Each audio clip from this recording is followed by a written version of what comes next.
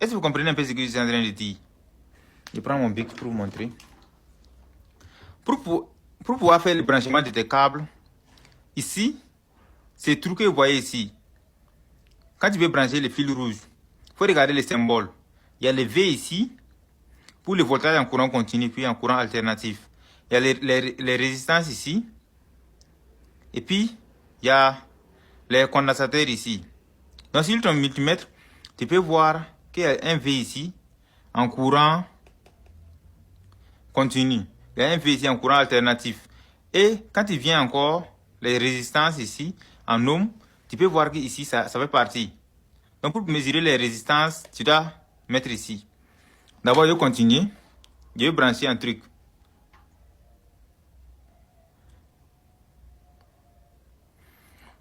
J'ai branché mon fil rouge. Ce que je disais, ici, c'est les ampérages maintenant. Les ampérages, c'est ici.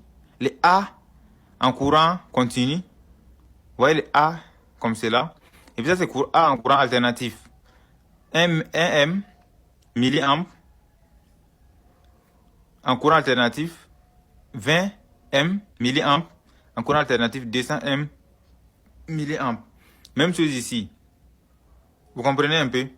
Donc, je vais prendre le voltage. Je vais déposer. Et voilà, je pense que c'est visible. Hein. C'est visible, non? Ok, c'est bon. Je pense que c'est visible.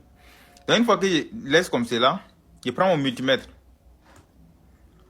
Avant de faire chaque mesure, il faut te rassurer que ton multimètre fonctionne. Les deux probes que vous voyez ici, les deux bouts que vous voyez ici, pour confirmer que ça travaille, il faut les toucher ensemble. Avant de prendre tes mesures, il faut les toucher ensemble d'abord. Tu viens sur les bips sonores. Quand tu viens sur les bips sonores, normalement ça va faire les bips. Est-ce que vous voyez? Quand je calibre ça sur les bips sonores, et puis je touche, ça montre que mon multimètre fonctionne normalement. Je reviens maintenant sur les 20. Quand je reviens sur les 20, ça c'est le plus, le fil rouge que vous voyez ici dans ma main. La sortie c'est le vert jaune ici. Ça c'est les plus. Je prends comme cela, je mets ici. Et le bleu, ça c'est le moins. Je mets comme cela. Est-ce que vous voyez un peu? 12,39 volts. C'est le voltage de ma batterie que j'ai ici dans mon atelier. 12,39.